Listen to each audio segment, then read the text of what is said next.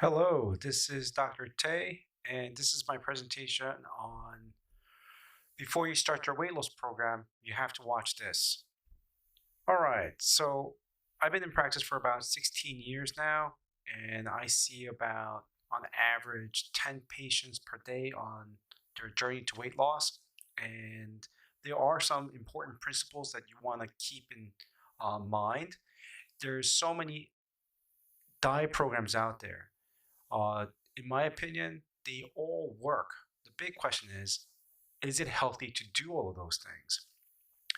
And most people, the diet programs don't work for the simple fact that it's a temporary situation. However, if you change your lifestyle and you maintain those changes, then that's how you keep the weight off. What this means is that if you get on, let's say, some sort of program, whether it's the ketogenic diet, the carnivore diet, um, the South Beach diet, whatever diet it is, if you're on it, and eventually if you go back to the way you eat in the past, that's how you gain the weight. So it's not the diet program that works; um, it's your lifestyle changes that really work. All right. Now, having said that, um, on average, when people follow a specific diet plan that is considered to be healthy, it's good to lose about 2 to 5 pounds per week every week. And to do that, you need to change the way you eat, you need to exercise, and that is all the how. Like getting on this type of breakfast, this type of lunch, this type of dinner, and by maintaining it, and that's all the how. The how is always easy, but the most important thing I found in the diet program is the why. Um, why do people want to lose weight? And when people tell me, "Tay, because I want to look good and feel good," and in reality, that doesn't work. Anyone who has said that to me, like they go back to a lifestyle changes. They don't. I mean, they don't keep up the lifestyle changes that they want to do. They always revert back to go back to eating fast food, or they're not maintaining their intermittent fasting diet protocols. By going back, they're not able to keep the lifestyle changes. And the most difficult part of lifestyle changes is usually around the holidays. Why? Because everyone is addicted to the culture of food. One prime example is Thanksgiving. During Thanksgiving time, they're going to make turkey, um, sweet potatoes, yams, marshmallow, all of these things that are packed with sugars and fats. And once they go on that, they're like, all right, we got leftovers. So what do they eat? They keep on eating that. And I firmly believe that the recipes really need to change, and a lot of things need to change. But I digress. I want to go back to the why. How do you? So who are the people who lose the weight? The people who tell me, "Tay, I need to fit into this dress before my wedding, and the wedding's about 4 months away, and I want to look my best. I have a lot of investments coming in regards to taking photos. I'll invite a lot of people, and I want to look my best." That type of motivation, people are able to lose a lot of the weight. Now, the big question is, are they able to maintain that afterward? That's a big question. I had a woman come in here and said, Tay, I'm divorced. Um, I'm going to my high school reunion. There's a gentleman that's coming, and I want to look my good because he's going to sit at my table and I want to dance with him. I knew that person was going to follow everything to the T because this person is very, very motivated because they have a goal. They didn't come to me and say, Tay, I want to look good and feel good. Their why was a lot stronger. I also had a gentleman who came in. He was told to lose weight all of his life. However, when he held his first grandchild, he realized, I want to live long to see this grandchild grow up. And people tend to do like a huge lifestyle change for other people, not for themselves. And that is the why. So you really have to look for your reason why you want to lose weight. And it should not be because I want to look good and feel good. It should be for, you know what? I need to set a better example to my family, or I need to have a goal by this date. I want to fit into this dress and show everybody. Uh, it sounds not genuine, but this is what I've seen in 16 years. People need a reason why they want to lose weight. So if you're one of those people, well, I want to look good and feel good, that's a strong enough reason. One thing I learned from this guy named Dr. Jamie is that you need to press the hot button. What is the hot button? An emotional trigger, meaning um, why do you think all these people with other reasons of why they wanted to lose weight, because they had an emotional trigger, and that's the hot button.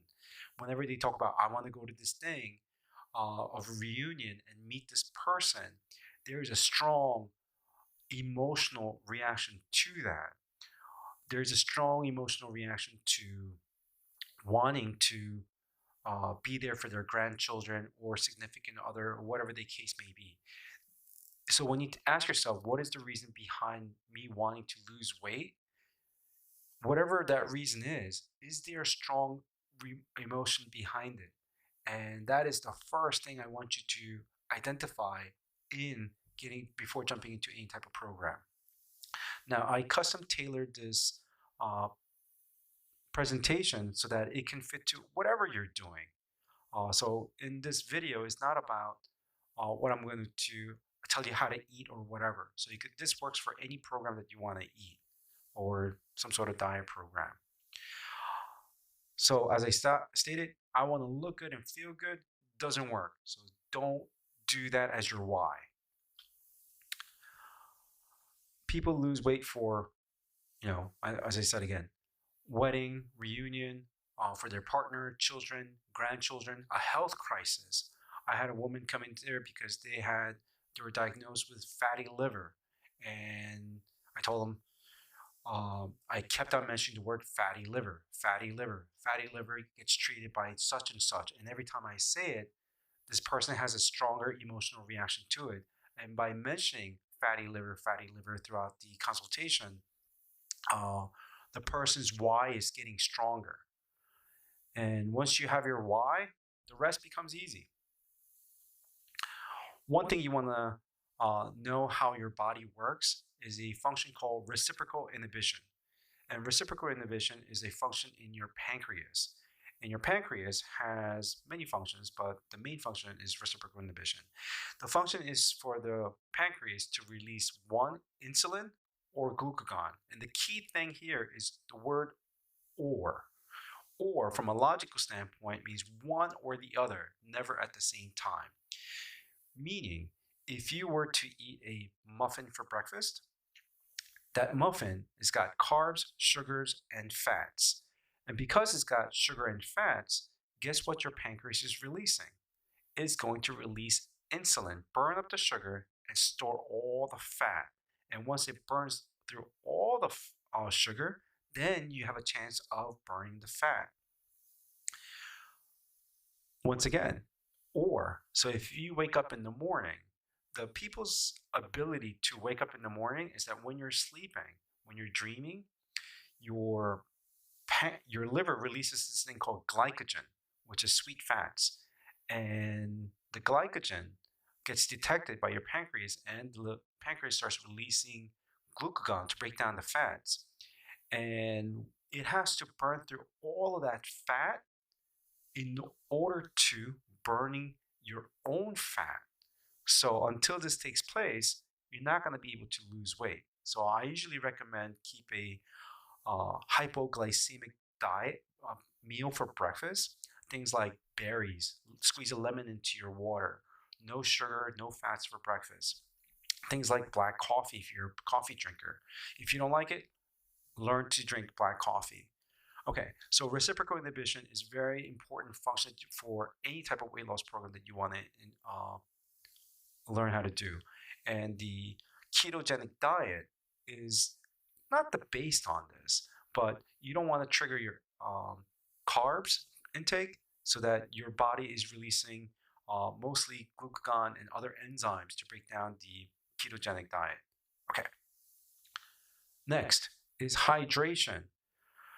If you're one of those people that says, I got to drink my coffee in the morning because it helps me poop, that is a strong indication that you're severely dehydrated because coffee is considered to be a diuretic, as the coffee sits in your large intestine, is pulling water from your body to inside of the colon and therefore lubricates your bowels so that you may go. The correct amount of water that a person should be drinking every single day is half of your body weight in terms of ounces.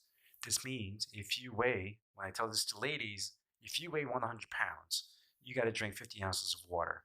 For men, I say, realistically, if you weigh 200 pounds, but I don't switch those two for, it's a sensitive topic.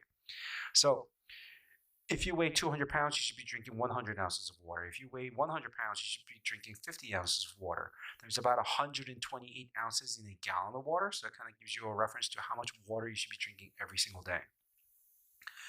Also, modern people drink filtered water. Traditionally, in nature, we drink mineral water because as the water flows through the river and however it flows, it always binds to minerals. So we're used to having mineral, but because we filter everything, now there's no minerals in the water. So when you drink that water, you're depleting tremendous amount of minerals out of your body. Therefore, most Americans, we're talking about 90% of Americans, are magnesium deficient. So therefore, I usually recommend add some sort of sea salt, not iodized salt, sea salt into your water in tiny amounts so that you're able to absorb the minerals with the water. If you're concerned about high blood pressure and things like that, I usually recommend magnesium into your water. I'm not going to get into it in this video, but structured water, look it up. Structured water is more absorbable to the body than plumbing water. I'll talk about in future videos about structured water. Okay, next is breath work. There are 4 ways that people lose weight. 1, you sweat it out, you pee it out, you poop it out, and you breathe it out. And guess what's the most you lose the weight the fastest? Believe it or not, it's breathing it out. Most people lose about somewhere between 3/10 of a pound to a half a pound while they're sleeping because you're taking that giant deep breath all the way in and breathing out. And if you have sleep apnea or other sleeping disorders, you're going to have a hard time losing weight. So there's subconscious breathing and conscious breathing, and it's more important to focus on the conscious aspect of it, meaning you have to choose to breathe. Oxygen combines with fats through the Krebs cycle and converts ADP, adenosine diphosphate, to ATP, to adenosine triphosphate. So breath work is very, very important. Next is stools. Because you have to poop it out, you have to poop it correctly. Everybody who has a modern toilet, if you've been pooping on it your whole life, chances are you've been pooping all wrong your whole life.